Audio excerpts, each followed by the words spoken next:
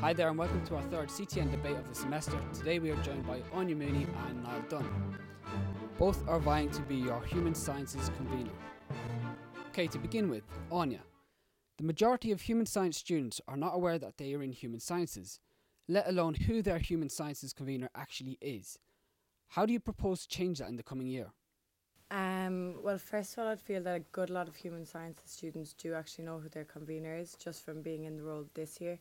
A lot of people have contacted me with issues and problems, so I'm happy about that. But I think at the start of the year, I really wanted to make a distinction between arts and human sciences and make human sciences a thing.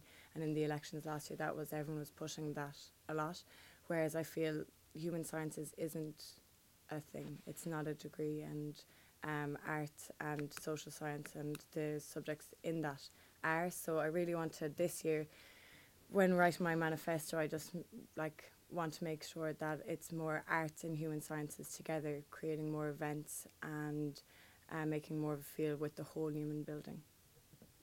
And Niall, how do you feel on this? I think it's a major issue. I mean, I noticed it a lot when I was collecting signatures for the election, and even just discussing people in the last few days on the election trail. People don't realise they are human sciences students. I think if people don't know that they're even human science students, they're very unlikely to know who the current convener is. I think that has to reflect on the fact that Aine is the incumbent, and she hasn't done her job to the level that would be expected by the people who vote for her. She should get the message out there, and if I'm elected, I will get the message out there by being on the ground. By being on the ground and being active on campaigns, and everyone knows who I am, so they're going to know that I'm their convener and that they're human science students. I have ideas of setting up a human sciences crew to get people involved in an easier way, especially targeting first years, who I think are most likely to get involved in the union. And it's a simple thing to do. Little things go a long way. And if we can get people involved, they're much more likely to get involved in other aspects of the union, and they're much more likely to tell their friends to vote, which is a major issue. Class rep elections this year had a disgraceful turnout. 10% voting in most classes. A lot of things uncontested. I know philosophy second year didn't have a candidate until October who ran unopposed. That's not good enough. And the best thing we can do now is get more people involved, set up crews and things to get people involved easier, be on the ground and be as active as possible. And hopefully this time next year there'll be 5 or 6 people going for Human Science Convenor. I suppose just with saying that, I am the human science convener at the moment. It's very difficult in order to get people to realise that they're human sciences when you talk to them and you ask, what do you study? And they are art students, so they have, I guess it's just that you can be an arts and a human sciences student. That is an issue when you talk to people on the ground. But if you go into lectures and lecture address a class where every student in that room is a human science student, it's a very easy and quick way to educate the people that they are human sciences students. If you go into a lecture hall and you say, I'm your convener, you are doing sociology, you're doing philosophy, you're doing whatever, you are a human science student, they are much more likely then to realise, hey, I am a human science student, that campaign is for me. And that, of course, would be the case if there was campaigns on the ground this year, but I didn't see any from human sciences. I didn't see any campaigns. I didn't see any real building from the human science convener. And I don't think that's good enough, and I think people have a right to expect more. I think it shows the amount of apathy that there is by students to the student union is caused by a lack of commitment on the ground, both by sabbatical officers and by the conveners. There's not enough people on the ground, there's not enough work being done, and if we want change, we really need to get our act together at the local level. I'd agree with you there that does need to happen, that people need to be more active. I think I was very active in my role this year. I took part in most of the campaigns and made sure that my class reps in human sciences got involved. I think a big thing was, obviously, the reason I'm running again is I want to improve the role. I want to make it better. I want to build on what it was this year. I was the first ever human science convener, and I think we need to take that into consideration, that before there was 2 arts programme officers. So the 2 of them worked together, whereas this year, myself and Declan, it was difficult because we're both trying to do our own separate things, whereas I feel that it needs to be the 2 people together working hard to get people to be more involved and get more involved in everything. I would completely agree with you on that, but the fact is Declan Clare done a fantastic job as arts convener. Everyone knew who he was very recognisable. You weren't this year. that's not good enough. Why do you say that? I'm saying this from talking to students, from being on the ground, and students don't know that they're human science students, first of all, so they're hardly going to know who the convener is. People don't know who you are. People don't have you don't have a strong reputation among students for fighting on their behalf. I was involved with a lot of campaigns this year. I was involved with the library campaign. Yeah. Last year I was involved with the copy print campaign. I have been involved with the Gilmore 250 campaign. I've been a member of welfare crew and campaigns crew. And I think as a convener, you should have been playing leading roles in those campaigns, because it is your job to be at the forefront of the union. I do feel I played a leading role, especially I've been involved, Anya, and I haven't seen you involved in them. I haven't seen you there. Okay, for example, the library campaign. I was up at 7 o'clock in the morning postering and then laying out chairs and going around getting signatures. Well, that happened, and those chairs happened because we held a protest 3 weeks earlier. And we tried to encourage everybody to get involved in that protest. We had 100 people there. In fairness to the sabbatical team, they all came out in support. You were not on that protest. That was something to defend frontline services, something that strong amount of students had got involved in, and we didn't see on the ground. And I think people have a right to have their conveners involved in these things, and people have a right to know that their convener is somebody that they can trust and that will help them out. And I haven't seen that this year, and that is one of the reasons I decided to run, because I think conveners have been too weak, with the exception of Declan, who's done a fantastic job. And I think that the union needs to be more on the ground and more localised, and that's what I pledge to do if I am elected. Niall, realistically, how possible is it to encourage societies to hold events in the Newman building when the facilities in the new student centre are both of an incredibly high quality and are also frequently well attended? Well, the new student centre we're in it right now, it's fantastic. You know, the services are brilliant, and I wouldn't like to, make those services redundant. What I'd like to see is a couple of events during the week. Say the LNH do a daytime event, have it in arts. Like the Mock the Week that went on twice this year. One of them was in arts, the other one was in ag. I can't see why we can't, on a Thursday afternoon at 1 o'clock, very well attended, I can't see why we can't have those types of events every week by different societies. And I can't see why we can't have them going on in arts. And I think they would have thousands of students, well, not thousands, but hundreds of students at least going to them. It gives people who live far away from campus, like I do, a very easy chance to be able to get involved and feel like they're part of things.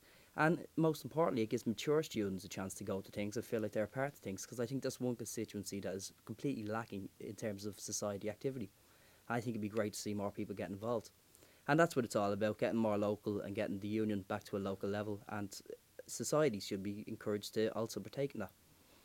Just, on that point, like that's really the question of why you would take them away from the wonderful services that they have down here and move them to the arts building, when, I don't know, I suppose that it's great to make use of the services here. I understand if you want to hold extra things, but I don't feel the reason why you'd need to have to move them. Well, as I've said in my introduction on the question, I'm not asking for events not to be held here. I think this student centre is fantastic and the services are fantastic. I'm simply asking that some events, and it could be one a week, and there's usually 3 or 4 debates every week held out here, are held in the arts block so that people can get involved. The reason I'm saying it should be held in Newman is because I will be, if elected, I will be Human Science Convenor, and my job is to look after human science students, and they're not able to get involved. A lot of mature students are saying they have a terrible problem trying to get involved. Nobody's reaching out to them. I think a very good way to reach out, and for the society's benefit as much as anything, is to hold things locally and to make people easily able to get involved. If they have an hour off in their lunch break, they're much more likely to go in than staying around for 5 hours and going at 7 o'clock. I think the point you're making there is more that to have them during the day rather than have them during the evening. And local. And have them in arts. Some events have them in arts. Yeah, okay. So I think that's a great point to have them during the day.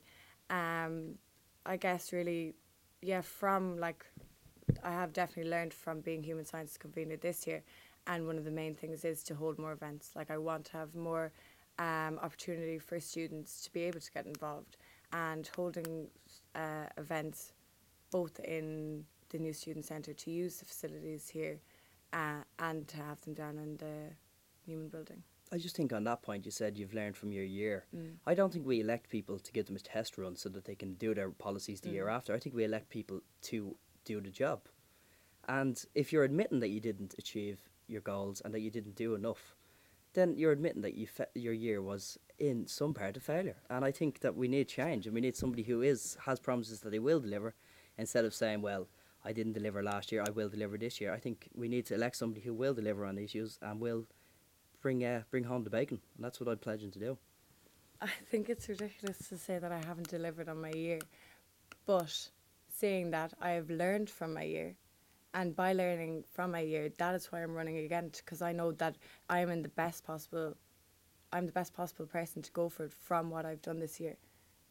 I have built on it, and I'm going to build on it more, and in that way, then they'll have the best human science convener. Well, you've admitted yourself that you didn't achieve your goal in having things held in arts. You didn't have I things. didn't have a goal to hold things in arts. Well, Anya, a simple thing that I will say is Arts Day. What happened there?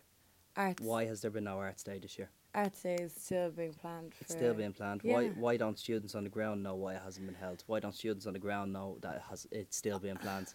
We haven't heard anything.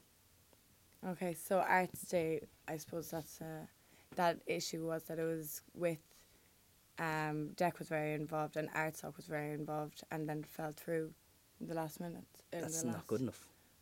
It's simply not good enough to have events fall through at the last minute. This is a massive event for the social life of arts and human sciences. Yeah. And there's no reason that should not be held, and you have to consider yourself accountable to that. And at the very least, you could have given students a reason why, and students did not get that. Okay, well, seeing as it's postponed, it's not cancelled, so hopefully it'll be in the next few weeks, and then people will have a wonderful Arts Day and they'll get to make loads of friends and bond. I hope that you get involved. I really do hope you're right, but I think the main thing is that we do push forward for more events, and that things like Arts Day cannot be allowed to slip. And as students, at least have a right to know why it's not being held, and at least be publicly kept up to date with what's going on. Anya, in your manifesto, you state that you want to bring out a module information booklet. How do you justify paying for such a service, particularly when we already have a similar service online? First of all, the module booklet, it's like they do it in Maynooth, and it's basically, all the information that is online for like how the assessment is, how many hours it is, things like that. I want it to be in a booklet form, like simply just the pages printed out. So during that first week, like from being a peer mentor this year and talking to the students and, them just being a bit all over the place the first week, if they just had a little booklet with everything all together so that they could look through that at the time, know that, this is going to be a 100% exam, or I'm going to have an essay due in a couple of weeks' time, and have a little bit on the referencing and citation and stuff. So then in a few weeks' time, they'll be able to look at it and then be like, that's where all my information is. And then just in regards to paying for it, I'm sure I've been looking into like sponsorship or something, but otherwise, like with regards to if we do get paid, like I'd have no problem funding it myself. Like I think that it's a worthwhile enough thing to do. Well, I personally don't think that this is a necessary service. I think most modules, first of all, the first day you go to a lecture, you get given an information page which tells you everything you need to know about exams, about essays, about everything that's going to come up in the course.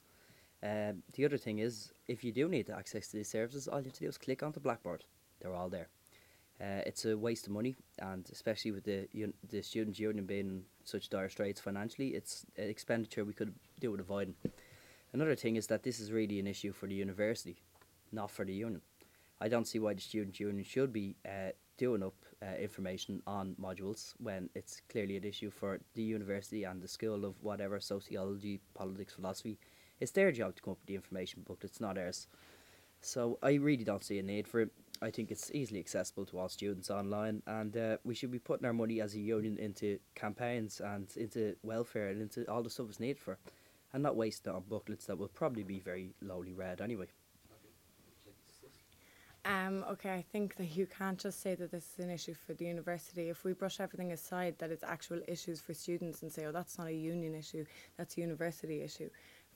This is a simple thing. It's gonna, like you talk about the welfare of the students, it's all about preventative measures. This is something that maybe a student wouldn't have a panic about because they know that this is something that's there. It's so simple. It wouldn't be even that costly. And it's just something that they'd be able to have a look at the first week when they're doing it, focus them for the year, and then have it for the rest of the term. I don't think it's necessary. I've never heard students bring up the issue of needing an information booklet. I think, as I've said already, we get it on the first day of most modules. I think all the information we need is there. I think It's just an unnecessary expenditure, and I'd rather see money being put into funding a much stronger campaign against fees and a much stronger campaign against cuts to the grant than money being spent on a few pages that will not be read by the majority of students who receive them. I think they will be read though. I think that like when you come into, think about first years, like when you came into first year, like when I was a peer mentor this year, like when I was talking to students and I was telling them, and like definitely working along with peer mentors with this, like this is just a simple thing. It's all about just keeping it simple. Like my whole manifesto is about things that would just benefit them each day, like every day that they're there, there'll be like something that'll help just even the smallest bit. So first week when they're in for orientation and they have this little few pages, go through them with the peer mentor and be like, oh, what does this mean that I'm going to have, I don't know, attendance for my tutorial? Do you know, simple things like that. Like you forget that when you come into first year, you don't know any of this. You don't know what a seminar is. You don't know what a tutorial is, what the difference between the two is. Why would you get attendance marks? You're coming from doing your leaving cert or from different courses. So I think it's just a nice thing for, like they do it in Maynooth and it works brilliantly and all the students there love it. Like, so I don't see how it wouldn't be effective here. It's not that necessary at least. It's not a job for the student union to print this. It's a job for the university. If I was elected, and it is a good idea, I think if I wanted to get these printed, I would ask the schools involved to print the information booklets themselves, not for us to do it.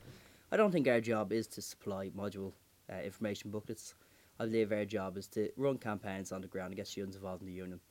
And I'd much rather be giving out SU packages on Freshers Week, such as a shag pack, such as a diary, which was lacking this year, a student union journal. And things like this is what we should be spending the money on, not on an information booklet. But what I'm trying to do is, like you say before, localise things. So this is something for human sciences students. Yeah, but it's something that is not the job of the Human Science Convenor to do. I think the job of the human science convenor is whatever they want the job to be, and I think this we have to prioritise. But you can campaigns. But you can't just prioritise. Like, okay, so what I want to do is, what I find from this year and from my experience being class rep and being the human science convener and dealing with a vast majority of students, is what they want something. They don't want to go and like be involved. Well, okay, obviously some of them do, with a big huge campaign. What a vast majority of the students want is just something that will help them in the tiniest little bit. Arts and human sciences is such a huge course. Everything is so big. They just want to have one little thing. Well, Anya, can I ask you, have you went and tried to see how much this would cost to do? Because these are services that are easily accessible on Blackboard. One simple click and you are in and you've got your module information. Okay, like you said, you gave one simple click. This computer is completely covering arts. There's no reason anybody can't access it at a click of a button. It's an unnecessary expenditure. That's okay, listen. All I'm saying is, if you're a first year student freaking out at the start of the year, going, God, this is so overwhelming. I'm coming from wherever. I don't have any friends. I'm in a course with hundreds and hundreds of people. I'm in a lecture theatre. My class has hundreds of people in it. I don't know where I'm at. This is one simple thing that might make their life that little bit easier. Niall, will your well-known political views and allegiances influence you in assembling your proposed human sciences crew, or more generally as a convener? Well, first of all, I have political views, amazing. I think it's a good thing to have political views. I think it's a good thing to hold strong political views. I think if I didn't have political views and opinions on what's going on, not just on campus but also on a national level, I wouldn't be here. I wouldn't be sitting down here. I think in organising my proposed human science crew, I will not be targeting socialists and only people of the left. I'll be targeting everybody. It's a way to get everybody involved. I think the majority of people who share my political allegiances on campus are already involved. They're not my target.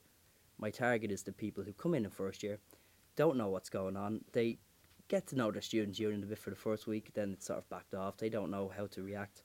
And by having a simple thing like a human science crew that has a meeting once a week, they say, hey, I can go to that. I can get involved.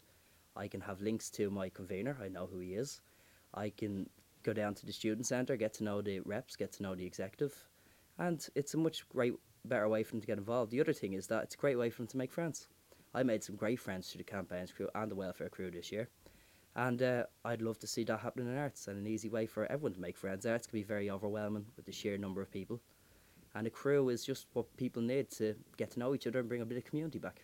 I don't know, I suppose when I read that question, I find that maybe it's just getting on the fact that because of your known, like, political views, would that affect it? Like, would people think, oh, this is going to be a social sciences, because socialist crew?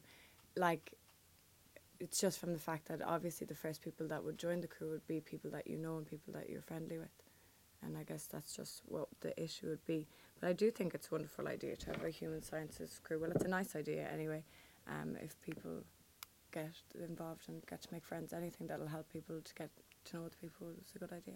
And just on that issue, the first people that I know and the people I'm friendly with are not necessarily people who share my political allegiances. I know and I'm friends with a lot of people in UCD. I know people from all different allegiances and none. I know people from all the different campaigns. The people I'd be targeting with this to get involved straight away to help me over the summer get it organised would mostly be people who aren't doing human sciences and are involved with other crews, so they have experience to bring with them. I wouldn't be targeting people on political affiliation. It would not be a political group. It'd be simply a way for people to get involved, get active in campaigns and make a few friends and have a bit of fun, hopefully.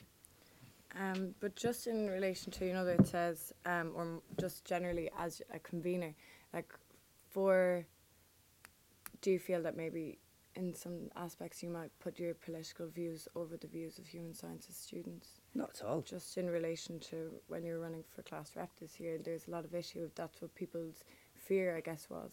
Well, Anya, on the issue of political views, I have never been secret about mine. I've always put my views forward, and I will act obviously as my allegiances, as my beliefs tell me to. But I will also listen to what people have to say. I think that a lot of beliefs that the student union hold as a whole, of fairly a right-wing agenda, is not the views of UCD students, and is one of the reasons that so few people vote. I think it's important that we have people who are standing firm on the needs for free education, because I'm a working class student. I come from Walkinstown in Dublin. I'm the first generation of my family to go to college, me and my sister. I don't think if free education had been brought in, I don't think I'd be here. So that's why I'm a strong believer in it. Not because of any major ideological differences, because I've really achieved a lot out of it, and I believe a lot of people have. And I believe unless we're strong on the need to defend it, it'd be very bad for Ireland as a whole, because without free education, we will have a whole generation who have nothing, no qualifications and nothing to go on. And as well, defending free education is an economic benefit to the country, because if we do have free education, we'll have a very well-educated workforce like we do at the moment, and we'll have that into the future, and we'll be a very strong place for people to target in terms of investment, and that's why I think it's important. Yeah, okay, I think that's it's good that you won't put your political views ahead of the human sciences people's views. We would like to thank both candidates for taking part in today's debate. For more from CTN, like our Facebook page, follow us on Twitter and subscribe to us on YouTube.